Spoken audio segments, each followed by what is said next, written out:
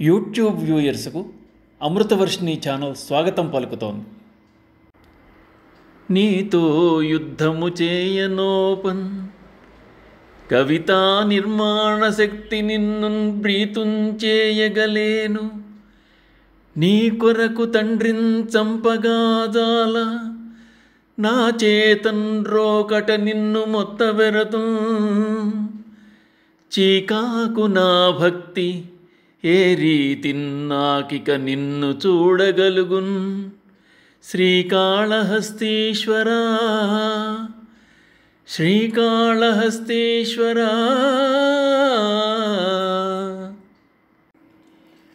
శ్రీకాళహస్తీశ్వరా, నీతో యుద్ధము చేయ నేను సమర్థుడనుగాను. కవిత్వము చెప్పి నిన్ను సంతోషపరచలేను. తండ్రిని చంపలేను, నిన్ను రోకలితో మొత్తలేను. అయితే నీ యందు నాకు అచంచలమైన భక్తి ఉంది. ఆ భక్తి ద్వారా నిన్ను చేరుకునే విధమును అనుగ్రహించు.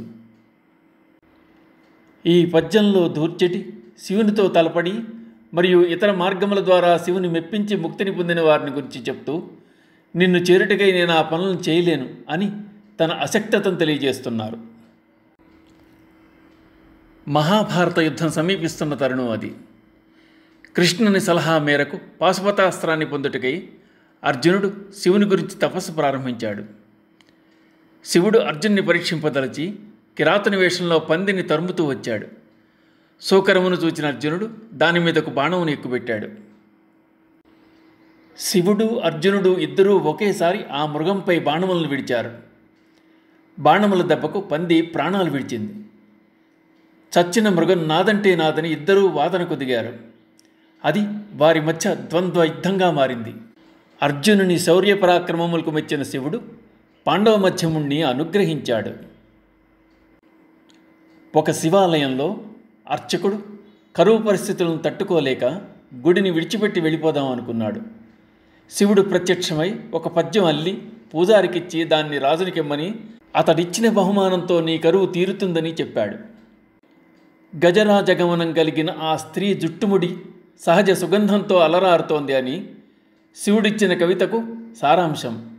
అయితే పాండ్యరాజు ఆస్థానంలో ఉన్న నక్కీరుడు పూజారి ఇచ్చిన కవిత్వాన్ని విభేదించాడు.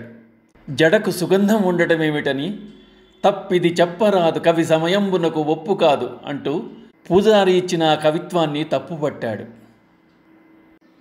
శివుడు మారువేషంలో వచ్చి రాజ్యసభలో వాదించాడు. పార్వతీదేవి కేశబంధం సుగంధంతో ఉంటుందన్నాడు. నక్కీరుడు భూలోకంలో కాంతలకు అది వర్తించదు పొమ్మన్నాడు. శివుడు తన మూడవ కంటిని తెరిచి చూపాడు.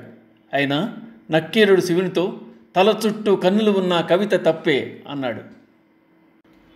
నక్కీరుడి ప్రతిపాదనలో దోషం లేదు గాని ప్రతిభాషంలో దోషం ఉంది, అహంకారం ఉంది అని పలికి శివుడు నక్కీరుని కుష్ఠవ్యాధితో తప్పించమని శపించాడు. వెంటనే నక్కీరుడు శివుని కాళ్ల మీద పడి క్షమించమని వేడుకున్నాడు. భోళాశంకరుడు శాంతించాడు. కైలాసం దర్శించు, నీ వ్యాధి మానిపోగలదని శాప విమోచనం ఒసగాడు. నక్కీరుడు ఎక్కడో ఉత్తరాన ఉన్న కైలాసం ఎలా వెళ్ళాలి అని మదనపడుతున్న సమయంలో కుమారస్వామి ప్రత్యక్షమై, శివుడు కైలాసం దర్శించమన్నాడు కానీ ఉత్తర దిశన ఉన్న కైలాసం అని అనలేదు కదా, అందుచేత దక్షిణ దిశను గల కాళహస్తిని దర్శించు, అది దక్షిణ కైలాసం అని చెప్పి ఆదేశించాడు.